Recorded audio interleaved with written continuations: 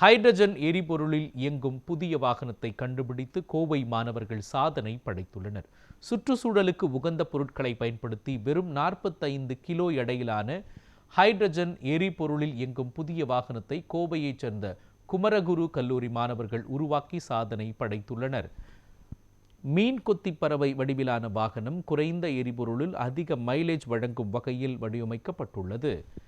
சர்வதேச அளவில் நடைபெறும் 41வது ஷெல் ஏகோ மாரத்தான் போட்டியில் ஹைட்ரஜன் பிரிவில் இந்தியா சார்பாக பங்கேற்கும் ஒரே அணி என்ற பெருமையை இந்த மாணவர்கள் பெற்றுள்ளனர். சாதனை மாணவர்களுக்கு பல தரப்பினரிடமிருந்து பாராட்டுகள் குவிந்து வருகின்றன. சாதாரண ஃபியூவல் செல் இல்லாமல் எப்படி ஹைட்ரஜன்ற ஒரு ப்ரோட்டோடைப் வச்சு ஒரு கார் பில்ட் பண்ணி அதில் எஃபிஷியன்சி கொண்டு வரலான்றது வந்து இத்தனை நாளாக பிளான் பண்ணியிருக்கோம். So for the last 10 months we've been working tirelessly, putting our innovation, our strengths into work. We are competing at Shell Eco Marathon happening at Qatar, and this competition is not about speed, it is about efficiency. அதாவது இந்த car எவ்வளோ எஃபிஷியண்ட்டாக இருக்கிற அந்த 1 liter ஹைட்ரஜனில் ஓடுதுன்னு பார்க்குறது.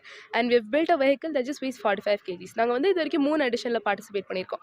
Starting from a vehicle that weighs around 65 kgs, then to a vehicle that weighs around 55 kgs, and now to a vehicle that weighs just 45 kgs.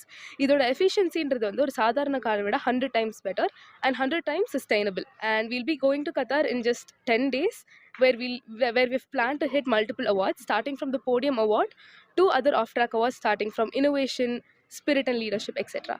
I'm the pilot of this vehicle. இதை drive பண்ணும்போது எப்படி இருக்குன்னா, normal வெஹிக்கிளை விட கம்ஃபர்டபுளாக இருக்காது, ஆனால் சேஃபாக இருக்கும். கம்ஃபர்டபுள்னால் லைக் எல்லாமே நமக்கு ஆக்சசிபிலிட்டியாக இருக்காது, கம்ப்ரெஸ்டாக இருக்கும். வண்டி ஓட்டுறதுக்கு வந்துட்டு எந்த டிஃப்ரென்ஸுமே நம்மளுக்கு தெரியாது. It's just a throttle and a break.